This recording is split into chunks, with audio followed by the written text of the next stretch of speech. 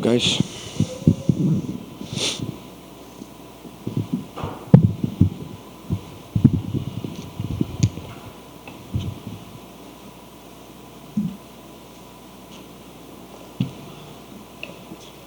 Congratulations. How are you Thank feeling? you. Feeling great. First UFC victory, UFC debut. Feel amazing. You mentioned after the fight that the octagon jitters are real. Can you explain that to me? Yeah, just didn't feel my timing the way I would like to have. But overall, I know, first fights for people's careers can go worse. You know, people lose their first fights or whatever it may be. I'm coming off a win, a finish, and that always makes me happy. How did the fight go overall? Did it go how you thought, how you game planned, or did you have to adjust in there? I did have to adjust. I hold myself to a high standard. I want to be dominant. I wanted tonight to be a big introduction, you know, for the lightweights to know who I am. I'm sure I did that, but not the way that I would have liked to. But it's okay. We're gonna get better from here. Keep training and make that statement next time I'm in the cage. Was there anything about him that surprised you specifically?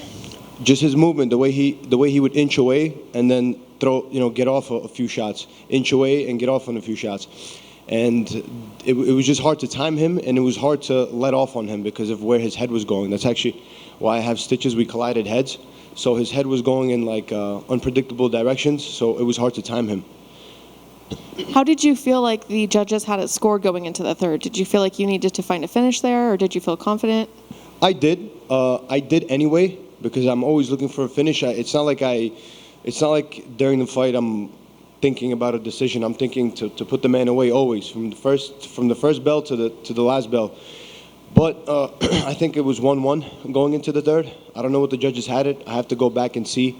I know I stuffed a few takedowns. I mixed it up on him. Scored a takedown on my own. Didn't do much with it, but nonetheless, I think it was a tight second round. That's how I felt, but I edged it. And the first round I can give to him. He landed more shots. It took me some time to get my groove going. The judges actually had it scored for him both rounds. Did they? Unanimously. So one of the conversations is about open scoring. Do you feel like if you had known that going into the third round that the fight could have potentially gone differently? Obviously there was a cut, but Ray Longo was telling me that we need a finish. He was telling me that we need a finish, so that was the game plan anyway, to look for a finish, to keep pushing.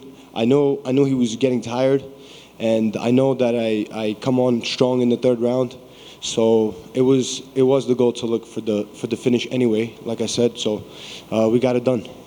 And what's the game plan for next opponent, next date you want to fight? I'd like to fight in a few months again. You know, I'd like to have an active year, once before the summer, maybe once at the end, and once in the winter. If I can pick and choose my schedule and the way I want things to go, that's exactly how I would let this year play out. And what's next? Just get better, get comfortable with this organization, and fight better every single time. Raise the bar. Do you have an opponent in mind? Anybody like? Not necessarily, to be honest with you. I know calling out is a big thing. It makes headlines, but at the moment, I just want to whoever's next, I'm going to say yes. Just like for this opponent, his name was presented. I didn't look. I didn't think. I just said yes, and that's going to be the case for my next fight. Is there any desire to fight on a big card in front of a crowd, or are you fine with kind of starting out here? No, I did Contenders here. 6 months later, we're back here again. My next one in an arena would be great. Thank you. Thank you. I know there was some question on the commentary. They were wondering if it was a knee or what actually caused the cut. Was it a knee, and could you notice the severity of when you made the connection? It was a headbutt. We clashed heads. Like I said, he was leading with his head, and it was going in like unpredictable directions, and we collided. He hit me on the side of the head. We butt heads. Well, luckily, you came out pretty unscathed in that particular portion. But going at your striking tonight, how happy you're with your striking in there tonight? Not at all, because I know my potential. I'm just gonna let this night take its course, and I'll show you guys more, better, and everything that I'm capable of in the near future. Does part of that happen because of what the opponent's able to give you and bring out of you, or is it just, do you think maybe octagon jitters, just getting in there and sort of getting the I said jitters. Maybe that wasn't the right word. I wasn't like nervous, like UFC. I just didn't find my timing off the bat. Maybe it was him. Maybe it was his game plan or something. I just didn't settle in, and I didn't start picking my shots the way I would have liked to. Maybe it was his game plan. I can't really say. It just happened. I got to look back at the fight, and I'm a smart fighter, so I make improvements every time I step in the cage.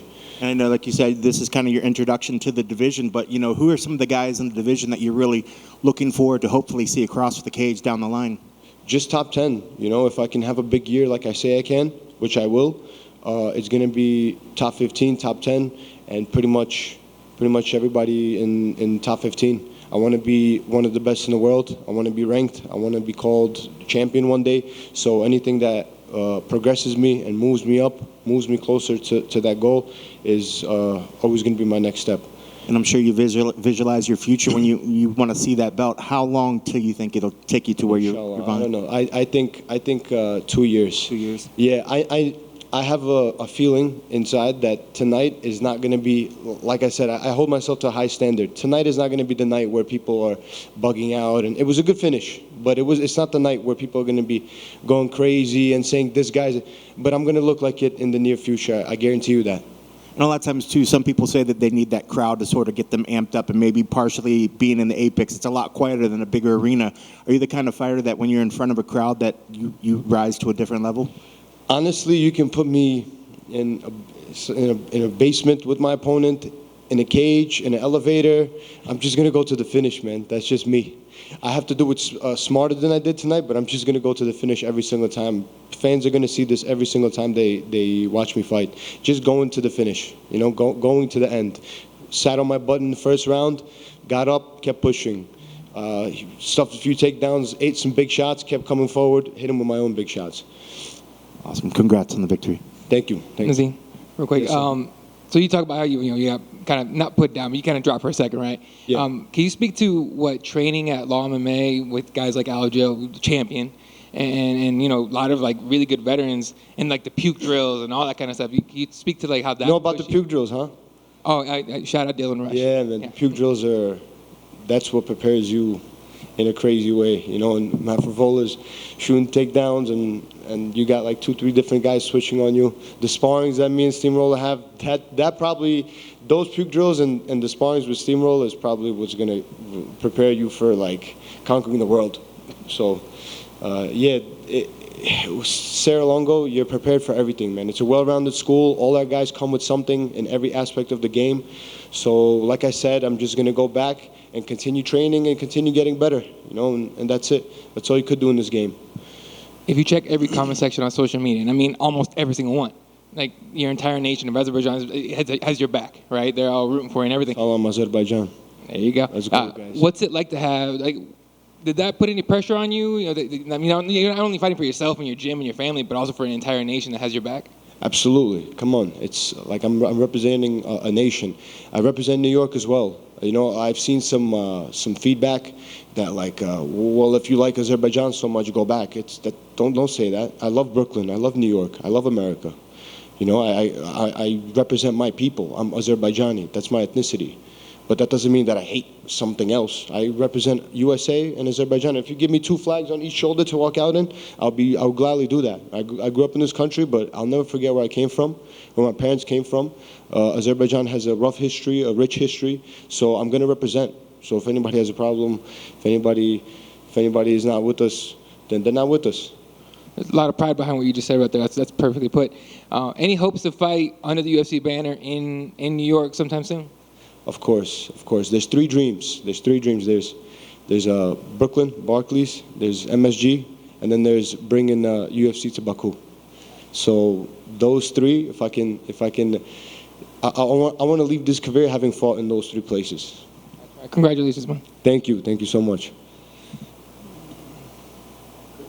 Thank you. We good? Thank you, guys.